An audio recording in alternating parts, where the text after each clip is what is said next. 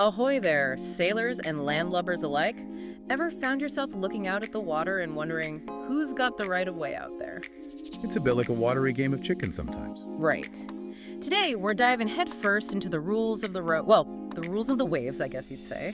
The racing rules of sailing, or as we call it in the biz, the RRS. Our trusty guidebook. Yeah. We've got some excerpts here to help us navigate this pretty important aspect of sailing. And I say important because, well, collisions aren't exactly fun, are they? No, not fun at all, especially when you consider the kind of damage a sailboat can inflict. We're talking potential harm to people and vessels. Okay, so first things first. For those who might be new to sailing or maybe just haven't cracked open the RRS lately, what exactly do we even mean by right of way? In the simplest terms, having the right of way means other boats need to get out of your way. Hmm. They are required to keep clear, as the RRS puts it. So kind of like having a green light at an intersection. Precisely. Though out on the water we don't have traffic signals, of course. Instead, we rely on things like wind direction and points of sail. And that's where things can get a little, It's easy. yeah, a little dicey. So let's dive into a scenario. Imagine two sailboats cruising along. One is on a starboard tack wind coming over the right side of the boat, and the other is on a port tack, with the wind coming over their left side. Now, they're on a collision course. What happens? Who's got the right of way in this situation? This is where Rule 10 comes into play. When boats are on opposite tacks, a port tack boat shall keep clear of a starboard tack boat. So, starboard tack has the right of way. It's all about creating a predictable traffic pattern, sort of like driving on the right side of the road. Absolutely. Without these rules, it would be absolute chaos out there. Now, things get a little more interesting when both sailboats are on the same tack, sailing in the same direction. What happens then? Right. So when boats are on the same tack, the wind direction becomes crucial, according to Rule 11. When boats are on the same tack and overlapped, a windward boat shall keep clear of a leeward boat. Okay, let's break that down. Windward and leeward. Those can be a bit confusing for people who are new to sailing. You're right. So picture the wind as a giant hand pushing the boats along. The windward boat is the one closer to that hand, the one being pushed from behind, so to speak. The leeward boat is further away from the wind. Okay, so the boat closer to the wind, the windward boat, needs to give the leeward boat some space. But how do we know if they are overlapped? How does that work on the water? Great question. Imagine a line extending straight out from the back of your boat, perpendicular to the direction you're sailing. If another boat is entirely behind that line, then they're considered clear astern. But if any part of their boat crosses that line, They are overlapped. and in that case, if they're overlapped and one is closer to the wind, that windward boat has to take action to avoid a collision. Precisely. This all seems pretty logical when you're breaking it down like this, but I can see how it would be absolutely crucial to know these rules by heart when you're out on the water, especially when things get, shall we say, dynamic. Absolutely.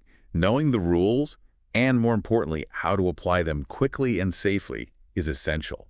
These aren't just guidelines. They're there to prevent accidents and keep everyone safe. So to recap, when two sailboats are approaching each other, the one on starboard tack has the right of way, and when they're on the same tack, the boat closer to the wind, the windward boat, needs to give way. Exactly. But of course, there's always more to learn, right? Oh, absolutely. Yeah. We've only just scratched the surface of right away. So we're on part 2 today, when boats meet, and to keep it, focused, we're just looking at boats on the same tack, sailing in the same direction.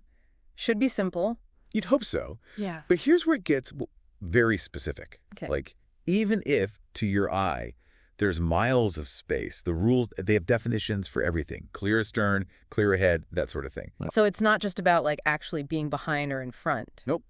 Clear astern, for example, that means your boat, it's entirely behind the other boat's transom. That's that back edge. And there can't be any overlap at all, no matter how far back you are. So if I'm a mile behind, but some tiny part of my boat still lines up with the transom. Not clear astern. Wow, okay. That's precise. Racing is serious business.